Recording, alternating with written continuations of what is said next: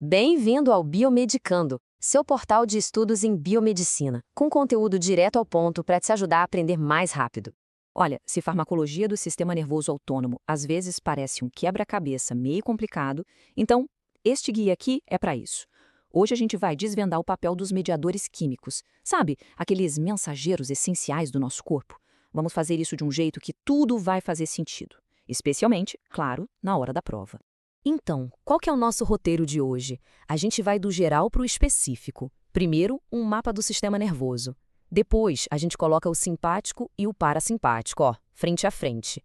Aí vamos entender a comunicação neural, focar naqueles neurotransmissores que são chave para fármaco e, no finalzinho, conectar tudo isso com saúde mental. Bora começar? Bom, para começar essa nossa jornada, a gente precisa de um mapa, né? Antes de sair mergulhando nos detalhes de fármacos, mecanismos, vamos primeiro entender o básico, a estrutura do nosso sistema nervoso. Afinal, como é que ele se organiza? Vamos pensar no sistema nervoso como se fosse uma cidade enorme. O sistema nervoso central, o SNC, ou seja, o encéfalo e a medula espinhal, ele é tipo a prefeitura, sabe? O centro de comando onde as decisões mais importantes são tomadas.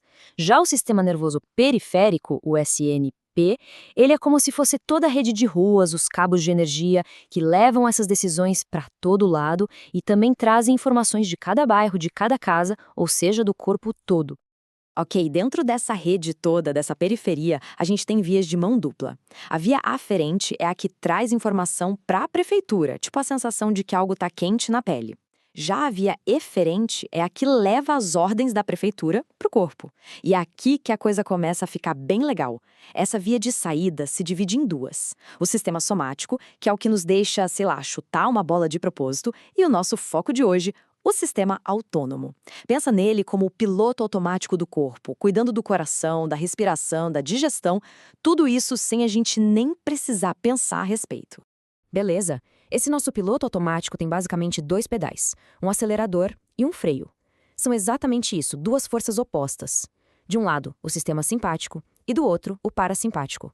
Eles trabalham juntos o tempo todo para manter o motor do nosso corpo funcionando, em perfeito equilíbrio. Olha só. Essa imagem aqui é perfeita para a gente visualizar essa dualidade. De um lado, vamos imaginar uma situação de susto. Isso é o sistema simpático em ação. As pupilas dilatam para enxergar melhor, o coração dispara, a gente respira mais fundo. É a famosa resposta de luta ou fuga. Agora, do outro lado, pensa naquele sossego depois de um almoço de domingo, sabe? Aquela tranquilidade. Esse é o parasimpático, o modo repouso e digestão que vai acalmando tudo. Um não funciona sem o outro, é esse balanço que nos mantém vivos e em equilíbrio. E aqui, presta atenção que isso é um ponto que vive caindo em prova. As diferenças na fiação de cada sistema. O simpático ele tem fibras mais curtas e uma distribuição bem ampla. Pensa nele como um alarme de incêndio geral, que ativa o corpo todo de uma vez numa emergência. Já o parasimpático, ele tem fibras mais longas e uma ação bem localizada. É tipo um interruptor de luz, sabe? Que age num órgão específico de cada vez para tarefas mais pontuais. Essa arquitetura toda diferente é a chave para a gente entender por que as funções deles são opostas. Então vale a pena ficar de olho nisso aqui. Mas como é que esses sinais viajam lá do centro de comando até os órgãos? Não é um fio direto, não. A comunicação acontece em etapas, como se fosse uma corrida de revezamento. Vamos entender agora como é que funcionam essas estações que ficam no meio do caminho. Pois é, essa tal estação de revezamento tem um nome, é o gânglio. O que é um gânglio?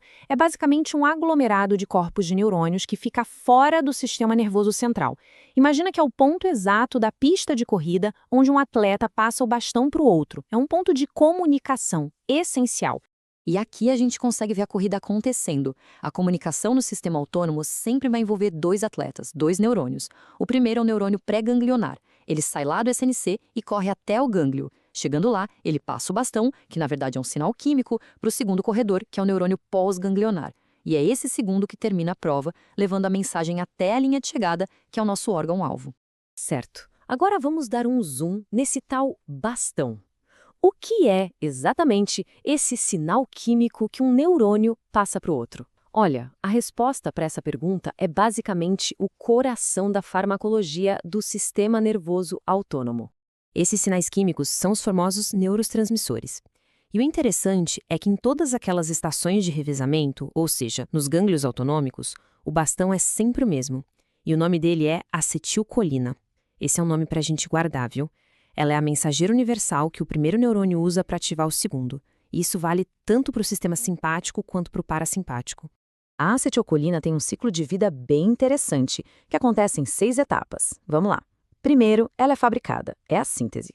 Depois, ela fica guardadinha em pequenas bolsas e esperando a hora de agir. Quando chega um sinal, ela é liberada ali no espaço entre os neurônios. Aí ela se liga no receptor, entrega a mensagem e, quase que na mesma hora, ela é destruída. Para quê? Para que o sinal não fique ali para sempre. E por último, os pedacinhos dela são reciclados para começar tudo de novo. E olha só, esse diagrama mostra em detalhes cada passo desse ciclo. A gente vê a matéria-prima entrando, o armazenamento, a liberação na fenda sináptica, que é aquele espacinho mínimo entre os dois neurônios, a ligação com o receptor e, por fim, a degradação. E aqui que está o pulo do gato da farmacologia. Cada uma dessas etapas é um alvo em potencial. Muitos, mas muitos remédios são feitos justamente para interferir em um desses 6 passos, seja para bloquear ou para estimular. Então, vamos lembrar.